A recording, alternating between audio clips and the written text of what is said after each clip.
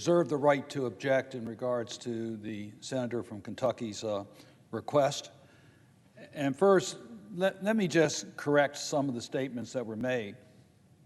This bill went through the committee. It was voted in the committee. Amendments were offered in the committee. The senator from Kentucky was present during the markup in the committee. That's the way legislation should be considered in this body. We're talking about how the Senate can work the way it should. Let the committees function.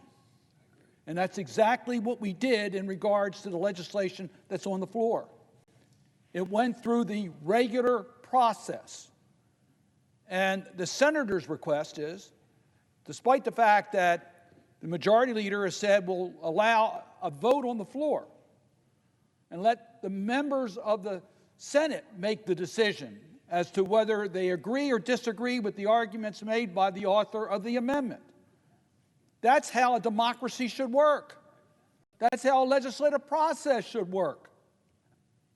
So I'm somewhat shocked that the senator would object to the majority leader's request that would allow the legislation to come to the floor and let the Senate work its will by majority vote.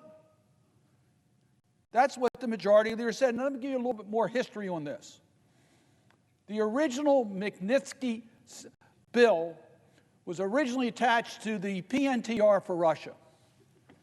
And it was aimed solely at the tragic death of Sergei Magnitsky.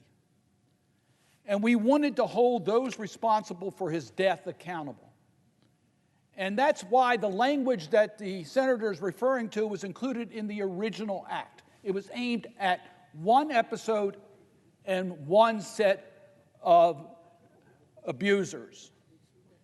It became such a successful tool for diplomacy that working with Senator McCain, the two of us worked on making it a global bill so that it would apply beyond just Russia and that we could use this to advance American foreign policy. And we worked, and quite frankly, we didn't have the enthusiastic support of the administration because the senator from Kentucky is right. Administrations like to have their own authority. They don't like Congress to intercede. And on the Magnitsky, we can make recommendations as to who should be considered for sanctions. So it was a major step forward. And we did able to pass global Magnitsky. In the meantime, President Trump worked with us on this. He was a supporter of using this tool. And he passed an executive order, signed an executive order that included provisions that we asked him to include in the executive order because we recognized that corruption was the fuel for Mr. Putin and Russia and authoritarian regimes. So we wanted to make sure that we could include corruption. We wanted to make sure that we could include the enablers, those who enabled these human rights abusers to do what they do. And that was included in the executive order. And we worked with the Trump administration.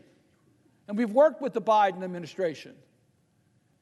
And we now have a workable standard. And better than that, as a result of our leadership, we've gotten our countries around the world to conform to our tool.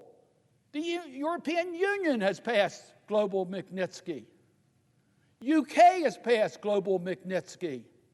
Canada has passed global Magnitsky. Japan is considering it as we speak.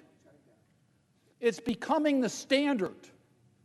So from a process point of view, what was passed out of our committee, what was passed out of the House committee, both authorizing committees have agreed on this language, which has been signed off by Treasury so they know they can use it, which has due process in it because we are dealing with property rights. So now let's get to the substance of what the gentleman's amendment would do. The substance of it is that it would not allow us to do what we need to do in regards to Mr. Putin in Russia as a result of his invasion of Ukraine. And the sponsor of this amendment is very clear what he's trying to do. He's trying to take back the current authority under the executive order and would therefore not even be useful at all in regards to going after Mr. Putin. We'd be taking a step back.